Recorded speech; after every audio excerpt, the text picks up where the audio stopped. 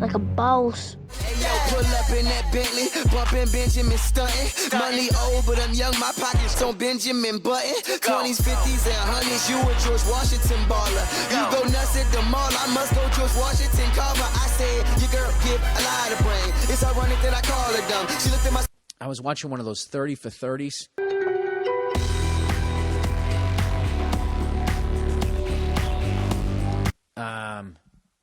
And they did this whole thing on athletes going broke. It was really bad. There's a ton of people who've gone broke. Most of them didn't want to do the documentary. Like, why would you? You know what I mean? Hey, you want to talk about how you completely fucking blew it? No, I don't.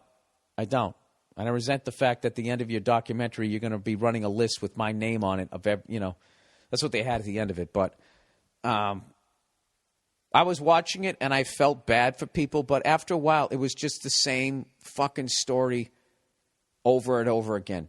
And then I went on a splurge. The first thing I bought for myself was a Cadillac Escalade. I wanted earrings that, were $30,000. I always wanted a Porsche. And it's as much as I want to say that if I was 21 years old and you gave me $1 million, that I would probably fuck it up too. I just don't think I would. All these guys, I got a check for $55,000 and I saw a Hummer. I had to get it. Talked the guy down to $49,000. And it's like, if you just got a check for 55 fucking grand, after paying all the people in your life, your agent, whoever else you got, whoever else is taking your lawyer, whoever else takes a chunk out of that check, whatever's left out of that, the government's going to come in and take a 40% whack. If you get a check for 55 grand, I mean, what do you got left? 20 grand? And you just went out and bought a $50,000 Hummer.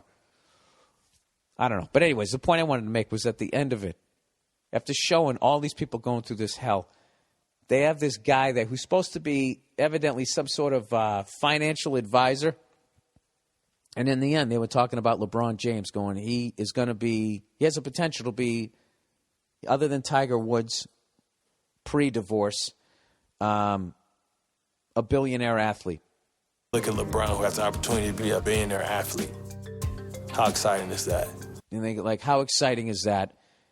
And they go, what would your advice be to LeBron James on how to hang on to his $1 billion? And the guy goes, don't blow it. Keep it simple. Count your money. That's what he said. Don't blow it. Keep it simple. Count your money. It might have been the dumbest thing I ever heard. And I had no sympathy for anybody in the fucking documentary. It's just why is this guy on this document? Who the fuck is that guy? That's a guy who manages money. Hey, I got $1 billion. How do I hold on to this? Where should I invest it? What do I do? What advice do you got for me? Oh, it's simple. Don't blow it. Keep it simple. Count your money. All right. Thanks a lot. I'm out of here. Fucking ridiculous. It was an hour and a half of listening to morons telling you what the fuck they bought with all their money. And I don't know. I felt bad, but there was another part. There was just one guy that I really felt bad for because it was the hurt that he had. Like Andre Rison was on the thing, and he's sitting there in a suit with sunglasses on. Mirrored sunglasses doing the interview. And just right there, it's like, yeah, dude, I'd give you another $1 million if I had it. If I gave it to you, you'd fuck that up. Why? Because you're sitting here in a shiny suit with fucking sunglasses on. Looking like Michael Jackson at the award show, right? So anyways, the one guy who actually really bothered me was, if you ever watch it, it's 30 for 30 broke. There's a guy who's sitting there, and he's just ever so slightly leaned to one side, and just the pain in his voice. He's just sitting there going, I made $75 million in my career, and I had me a Mercedes, got a Hummer, got me a boat. And he's just sitting there looking down on his knee, like playing with his pant leg. I had a jet ski, and I bought myself a yacht, a mansion, and a couple of cars. That ain't even $1 million. That's $7 million. I pretty much gave it away.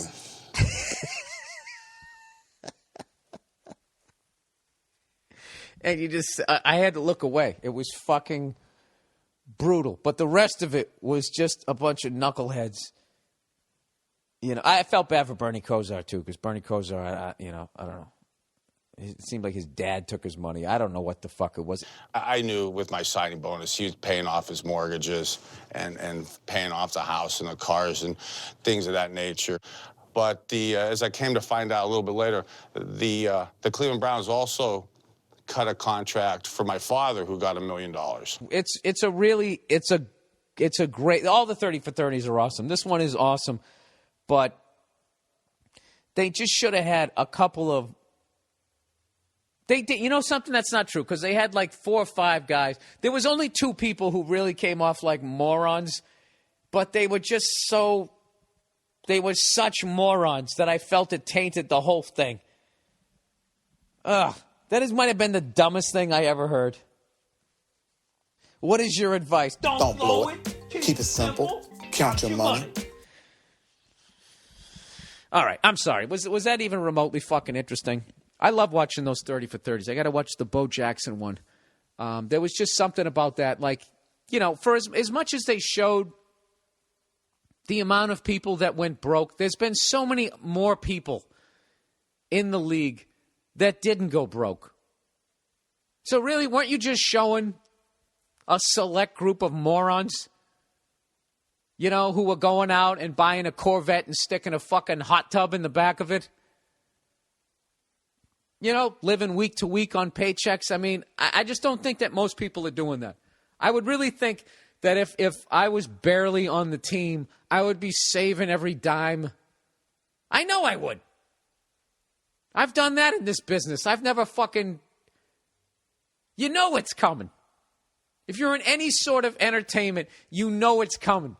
And the day it's coming is the day you think that you're good and that you made it. That's when somebody comes in with the hood on and the sickle and they just fucking chop you in half, and then that's it. My daughter's coming today.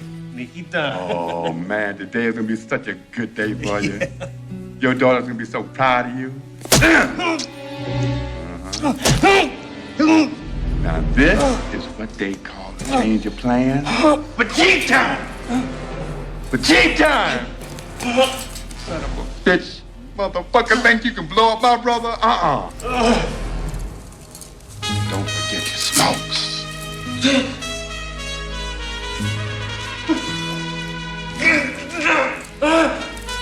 And you're that guy on TV fucking leaning to... Maybe that's why that guy was leaned to one side. They had to twist his torso back onto some fake legs as he sat there going like, I got me a cabin, bought a mountain. You know, you'd think that if you had $75 million that you couldn't have... You know, that shit goes. And when it goes, there's nobody around. Anyways, I got to watch it a few more times. I feel like there's some sort of comedy in there. I just don't know if I got to it today. Anyways, I've been drinking like a fucking madman lately. I really have to stop.